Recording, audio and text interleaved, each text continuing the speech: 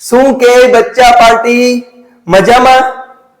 બાળકો, તમને જેવી રીતે ખ્યાલ છે કે એજ્યુકી તમારી માટે લઈને આવેલું છે મોસ્ટ આઈએમપી ક્વેશ્ચનની સિરીઝ, જેની અંદર તમને દરેક વિષયની અંદર મોસ્ટ આઈએમપી સવાલ મળશે અને સવાલના સોલ્યુશન પણ મળશે. તો ખાસ અમારી ચેનલમાં સૌથી પહેલા પ્લેલિસ્ટની અંદર ચેક કરો. પ્લેલિસ્ટમાં તમને વિજ્ઞાન છે, સમાજ છે, ગણિત છે, ઇંગ્લિશ છે, તમામે તમામ વિષયની માહિતી મળી જશે.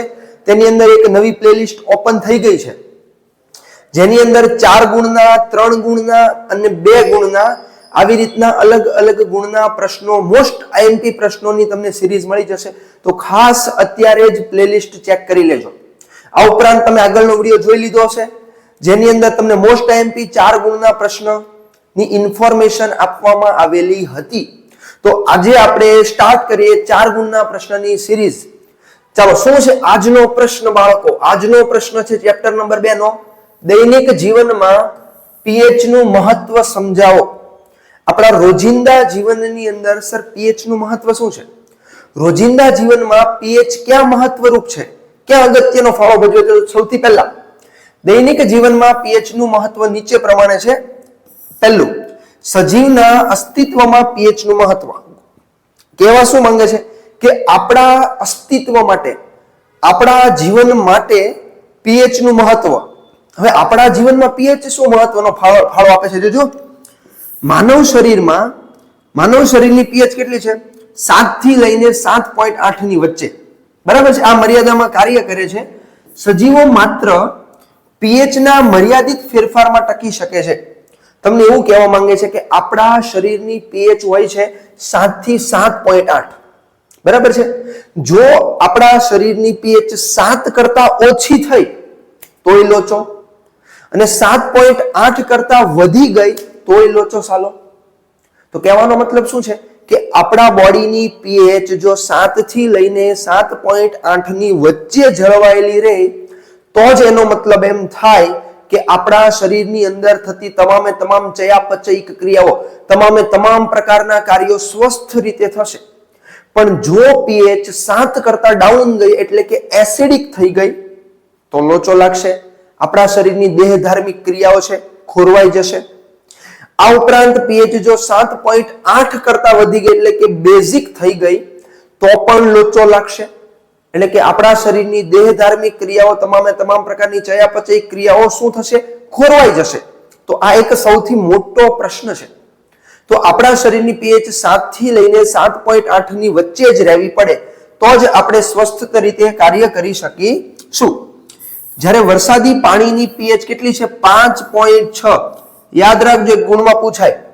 વરસાદી પાણીની પીએચ કેટલી છે? વરસાદમાં જે પાણી આવે છે એ પાણીની પીએચ છે 5.6, અને 5.6 કરતા જો ઓછી હોય ત્યારે તેને એસિડ વર્ષા તરીકે ઓળખવામાં આવે છે. હવે સમજો શું કહેવા માંગે છે.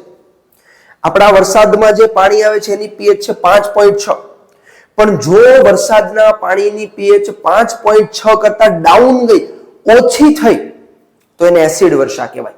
હવે તમને બધાને એક વસ્તુ ખ્યાલ હોવી પડે, 1 થી લઈને 6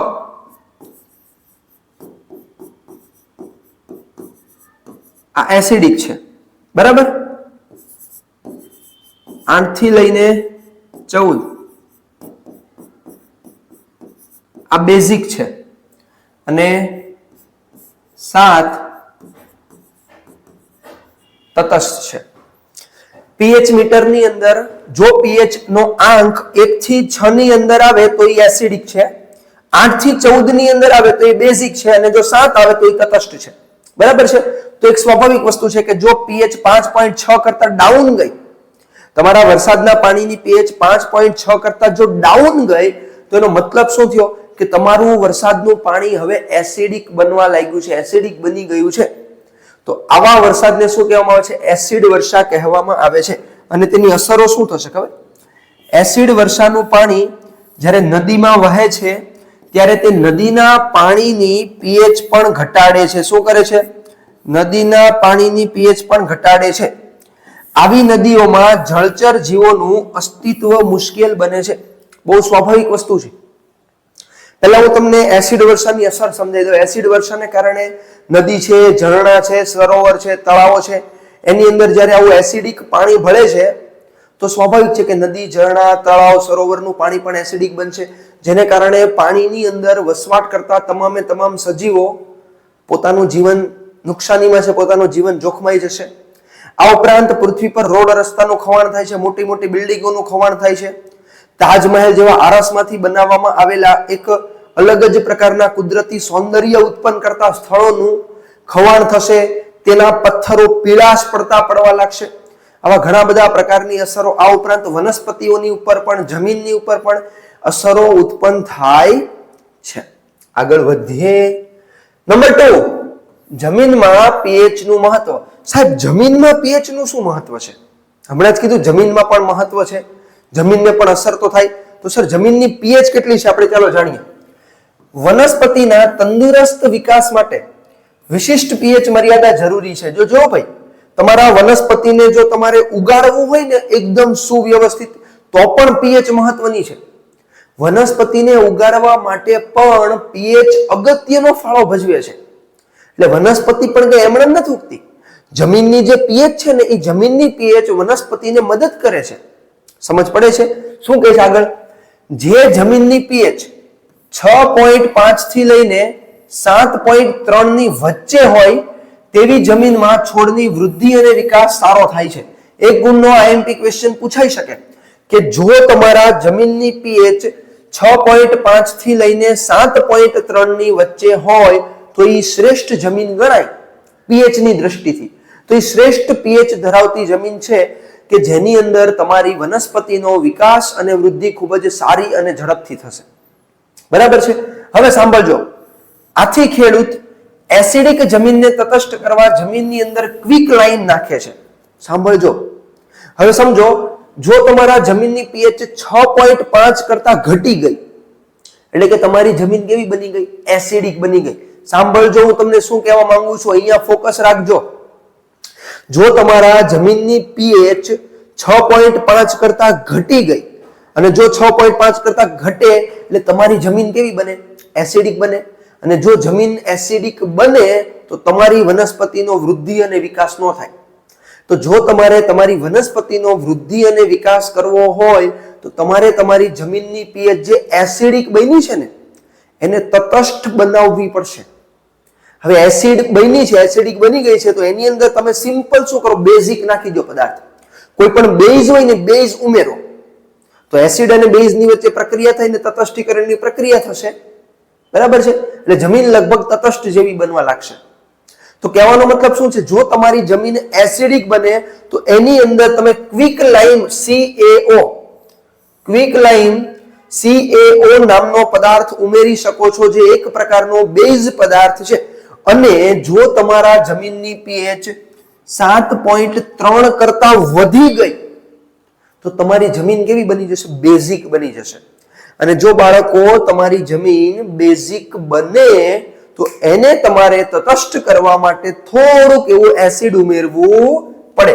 તો બેઝિક જમીનને તટસ્થ કરવા માટે જમીનમાં જીપ્સમ ઉમેરવામાં આવે છે. આ અગત્યનું છે, એક માર્ક માટે ખાસ નોંધી લેજો. હજી કહું છું, હાંસિયામાં ઉપર તમે ખાસ નોંધી લેજો. જીપ્સમનું અણુસૂત્ર CaSO4 * 2H2O. શું છે? CaSO4 * 2H2O. આ છે તમારા જીપ્સમનું અણુસૂત્ર. હવે આપણે આગળ વધીએ. નંબર 3, પાચન તંત્રમાં પીએચ નું મહત્વ. કેમાં? પાચન તંત્રમાં પીએચ નું મહત્વ. શાંતિથી સમજજો શું કહે છે. આપણે જાણીએ છીએ તેમ ખોરાકના પાચનમાં જઠર અગત્યનો ભાગ ભજવે છે. જઠર હાઇડ્રોક્લોરિક એસિડ HCl ઉત્પન્ન કરે છે, જે જઠરને નુકસાન પહોંચાડ્યા વગર ખોરાકનું પાચન કરવામાં મદદ કરે છે. પરંતુ અપચા દરમિયાન જઠર ખૂબ જ વધુ માત્રામાં એસિડ ઉત્પન્ન કરતો હોવાથી જઠરમાં દર્દ અને બળતરાનું પ્રમાણ વધી જાય છે, જેને એસિડિટી કહે છે. ખાસ સમજો. ક્યારેક એવું બને છે કે આપણા જઠર, પહેલી એક વસ્તુ, અગત્યની વસ્તુ, કે આપણે જેટલો પણ ખોરાક ખાઈએ છીએ એ તમામ પ્રકારના ખોરાકને વલોવવાનું કાર્ય જઠર કરે છે. એટલે જઠરનું જે કામ છે ને મુખ્ય કામ છે વલોવવાનું કામ. હવે જઠર વલોવે છે, જઠર પાચન કરે છે, શરૂઆત કરે છે, એટલે ખોરાક આગળ જઈને સંપૂર્ણ પાચિત થઈ શકે છે. તો તમારા જઠરની અંદર જ્યારે એવી કન્ડિશન સર્જાય કે આપણે કાં તો વધારે પડતો ખોરાક ખાઈ લીધો હોય, કાં તો આપણે વધારે પડતો તેલી ખોરાક અથવા તો વધારે પડતો તીખો ખોરાક ખાઈ લીધો હોય, તો આવી પરિસ્થિતિની અંદર તમારું જઠર વ્યવસ્થિત રીતે ખોરાકનું પાચન કરી શકતું નથી. ખાસ કરીને જ્યારે વધારે પડતો ખોરાક ખાવામાં આવે ત્યારે. તો આવી કન્ડિશનમાં આપણા શરીરમાં અપચો થાય છે. અપચો એટલે કે ખોરાક સંપૂર્ણ રીતે પાચિત નથી થઈ શકતો. હવે જો ખોરાક સંપૂર્ણ રીતે પાચિત ન થાય તો આપણું જઠર ખોરાકને પાચિત કરવા માટે HCl ઉત્પન્ન કરે છે. બરાબર છે? હવે જેટલો ખોરાક હોય એટલો HCl ઉત્પન્ન થાય. હવે તમે વધારે પડતો ખોરાક ખાઈ લીધો છે, ક્યારેક અપચો થઈ ગયો છે, તો આ અપચાને કારણે તમારા ખોરાકને પાચિત કરવા માટે તમારા જઠરમાંથી વધારે માત્રામાં શું ઉત્પન્ન થશે? એસિડ. અને તમારા જઠરમાંથી જો વધારે માત્રામાં એસિડ ઉત્પન્ન થાય તો એ વધારે માત્રામાં ઉત્પન્ન થતું એસિડ જઠરની અંદર બળતરા ઉત્પન્ન કરી શકે છે. અને આ જ બળતરાને કહેવામાં આવે છે એસિડિટી. જે નોર્મલી બધા લોકોના જીવનમાં ક્યાંક તમારા મમ્મી પપ્પા દાદા દાદીને થતી જ હશે. એક વખત પૂછજો તમારા મમ્મી પપ્પા દાદા દાદીને. તો આવી પરિસ્થિતિની અંદર તમારા એસિડિટીને રોકવા માટે સર શું કરાય? સિમ્પલ છે, એસિડનું પ્રમાણ વધી ગયું છે તો બેઝ નાખી દો. એસિડ વધી ગયું તો બેઝ નાખી દો, તટસ્થીકરણની પ્રક્રિયા થશે અને એસિડનું પ્રમાણ ડાઉન થઈ જશે. તો સાહેબ અહીંયા કયો બેઝ નાખવાનો? શાંતિથી એક ગુણનો મોસ્ટ આઈએમપી પ્રશ્ન છે. જો ભાઈ, એસિડિટીના ઉપચાર માટે બેઝનો ઉપયોગ કરવામાં આવે છે, જેને એન્ટાસિડ કહેવામાં આવે છે. પ્રતિ એસિડ, ખાસ નોંધજો, એન્ટાસિડ કહેવામાં આવે છે. પણ એન્ટાસિડ સર કયા કયા છે? એન્ટાસિડ તરીકે મંદ બેઝિક પદાર્થો જેવા કે ખાવાનો સોડા અને મિલ્ક ઓફ મેગ્નેશિયા, આ વસ્તુનો ઉપયોગ કરવામાં આવે છે. ખાસ નોંધજો, ખાવાનો સોડા અથવા તો મિલ્ક ઓફ મેગ્નેશિયા અથવા તો આપણે બહુ ફેમસ વસ્તુ જાણીએ છીએ ઈનો. ઘણી વખત ઈનોનો પણ ઉપયોગ કરવામાં આવે છે તમારી એસિડિટીના ઉપચાર માટે. તો ખાસ એડવર્ટાઇઝ તો જોતા જશો, 6 સેકન્ડમાં એસિડિટી ગાયબ, ગેસ ગાયબ. તો ઈનોનો ઉપયોગ પણ એસિડિટીની રાહત માટે કરવામાં આવે છે. બરાબર છે? આગળ વધીએ. દાંતના ક્ષયન એટલે કે સડવા. ક્ષયનનો મતલબ થાય છે સડવું. ક્ષયન એટલે શું? સડવું. રોકવામાં પીએચ નું મહત્વ. તમારા દાંતનું ક્ષયન જો રોકવું હોય, દાંતને સડતા અટકાવવા હોય, તો ત્યાં પણ પીએચ કામની છે. જોજો ભાઈ, તમારા મોંના અંદરના ભાગની પીએચ કેટલી છે? 5.5. એક ગુણનો મોસ્ટ આઈએમપી પ્રશ્ન. મોંના અંદરના ભાગની પીએચ કેટલી હોય છે? 5.5 કરતા ઘટી જાય ત્યારે દાંતનો સડો થાય. એટલે કે આપણા મુખની પીએચ 5.5 છે. જો પીએચ 5.5 કરતા ઘટી ગઈ તો સાલો લોચો ઉભો થઈ ગયો. સમજ પડે છે શું કહું છું? મુખની પીએચ છે 5.5 અને જો મુખની પીએચ 5.5 કરતા ડાઉન ગઈ તો તમારા મુખની અંદર રહેલા દાંતનો સડો શરૂ થઈ જશે. ચાલો આપણે જાણીએ. દાંતનું સૌથી ઉપરનું પડ calcium phosphate, most IMP. Calcium ફોસ્ફેટનું અણુસૂત્ર પૂછે. તમારા દાંતનું ઉપરનું પડ એટલે કે દાંત જે હોય, દાંતનું સૌથી ઉપરનું પડ કેલ્શિયમ ફોસ્ફેટનું બનેલું છે.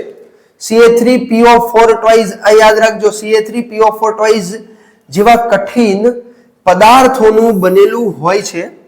તે પાણીમાં ઓગળતું નથી. ખાસ નોંધ કરજો. ક્યારે એવું થયું કે તમે પાણી પીધું હોય તમારા દાંત ઓગળી જાય? આવું ના થયેલા. તમે પાણી પીતા જાવ તમારા દાંત ઓગળીને અંદર વહી જાય, આવું ના થાય. કારણ કે તમારા દાંતની ઉપરનું જે પડ છે ને, એ એકદમ કઠિન અને મજબૂત છે, જે પાણીમાં પણ ઓગળતું નથી. કેમાંથી બનેલું છે? કેલ્શિયમ ફોસ્ફેટમાંથી બનેલું છે.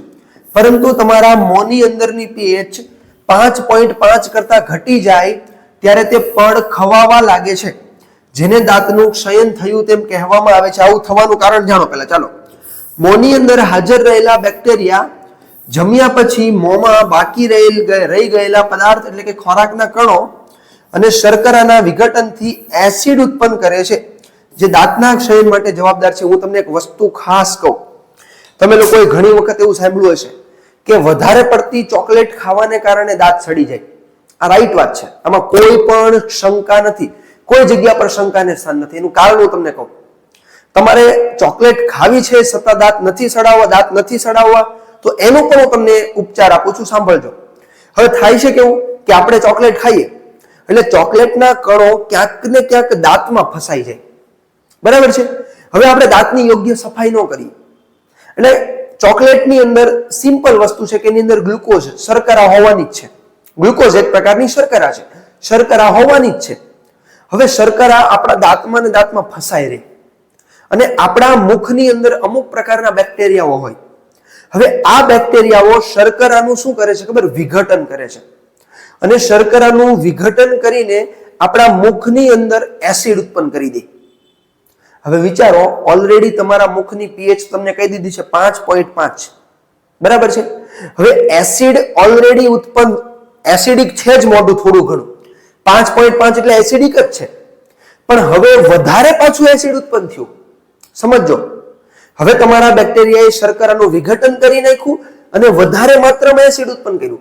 અને જો વધારે માત્રામાં એસિડ ઉત્પન્ન કરે તો તમારા મુખની પીએચ 5.5 કરતા પણ ઘટી જાય, એટલે કે વધારે એસિડિક મોઢું બની જાય, જેને કારણે તમારા દાંતનો સડો થાય છે.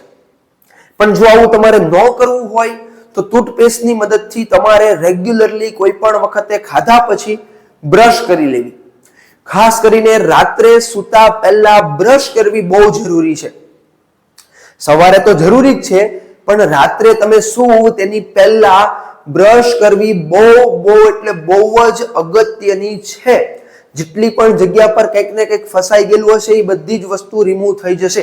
એટલે રાત્રે સૂતા પહેલા પણ બ્રશ કરવી અગત્યની છે. એટલે જ કહે છે, જો ટૂથપેસ્ટની અંદર સામાન્ય રીતે બેઝિક પદાર્થ હોય છે, જેને કારણે ટૂથપેસ્ટનો ઉપયોગ કરવો વધારે ફાયદાકારક છે. આગળ વધીએ. અંતિમ અને છેલ્લું, મધમાખીના ડંખની અસરમાં ઉપચાર. તો કે યાદ રાખજો, મધમાખી જ્યારે ડંખ મારે છે ત્યારે તેનો ડંખ એસિડ મુક્ત કરે છે, જેને લીધે દર્દ અને સોજો આવી જાય છે. મધમાખી જ્યારે આપણા શરીરમાં આપણને ડંખ મારે તો એ ડંખની અંદર એસિડ હોય, એ એસિડ આપણા શરીરમાં નાખી દે. મધમાખીનો જે ડંખ હોય ને એની અંદર એસિડ હોય. સર કયો એસિડ હોય? તો કે ફોર્મિક એસિડ, એનું બીજું નામ છે મિથેનોઇક એસિડ, બરાબર છે. આ ફોર્મિક એસિડ એટલે કે મિથેનોઇક એસિડને શું કરે છે? આપણા શરીરની અંદર નાખી દે છે, જેને કારણે જે જગ્યા પર એસિડ આવી ગયું હોય એ જગ્યા પર સોજો આવી જાય, એ જગ્યા પર આપણને ખંજવાળ આવે અને દર્દ થાય, આપણને દુખાવો થાય. મધમાખીના ડંખની અસરમાં રાહત મેળવવા માટે બેકિંગ સોડા એટલે કે ખાવાના સોડાનો ઉપયોગ કરવામાં આવે છે, જે બેઝિક પદાર્થ છે. એને એસિડ નાખ્યું તો આપણે ઉપર બેઝિક પદાર્થ નાખો, અથવા હું તમને બેસ્ટ ઓપ્શન આપું, માટી ઘસી દો. અમુક જગ્યા પર આપણી માટી જ સૌથી શ્રેષ્ઠ ફાળો ભજવે છે. આ ઉપરાંત પદાર્થના જલીય દ્રાવણને ડંખની આસપાસના ભાગમાં લગાડવામાં આવે છે, જે એસિડિક ઝેરનું તટસ્થીકરણ કરે છે. આ ઉપરાંત યાદ રાખજો, કોવચ નામની વનસ્પતિ, કઈ? કોવચ નામની વનસ્પતિ, એક તૃણીય વનસ્પતિના પાંદડાના ડંખમાં પણ શું હોય છે? મિથેનોઇક એસિડ હોય છે. મિથેનોઇક એસિડ એટલે ફોર્મિક એસિડ હોય છે. આ ફોર્મિક એસિડ એ મુક્ત કરે છે. આથી તેના સ્પર્શથી પણ દાહક અસર ઉત્પન્ન થાય છે. તો ખાસ નોંધજો, શું કહે છે? મધમાખીનો ડંખ હોય કે કોવચ નામની વનસ્પતિનો ડંખ હોય, આ બંનેના ડંખની અંદર એક પ્રકારનું મિથેનોઇક એસિડ એટલે કે ફોર્મિક એસિડ આવેલું હોય છે, જે આપણા શરીરની અંદર દાહક અસર હોય, દર્દ હોય, દુખાવો હોય, કાં તો પછી આપણા શરીરની અંદર સોજો હોય, આવી તમામ પ્રકારની અસરો ઉત્પન્ન કરવાનું કાર્ય કરે છે. તો બાળકો, મોસ્ટ આઈએમપી સવાલ છે. હજી કહું છું, નોંધી લેજો તમારા બુકની અંદર. નેક્સ્ટ લેક્ચરની અંદર મળીએ. ત્યાં સુધી થેન્ક યુ વેરી મચ.